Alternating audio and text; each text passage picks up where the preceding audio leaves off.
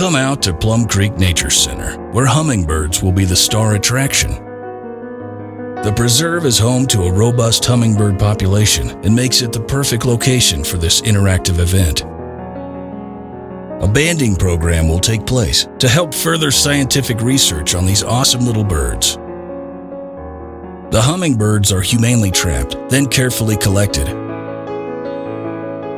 They're measured and banded. And then comes the magical moment. The release.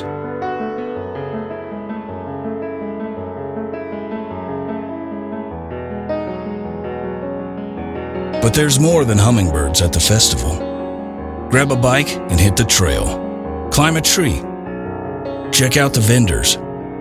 Grab a bite to eat. And if you're lucky, see some monarchs emerge. Mark your calendars and join us for this free event.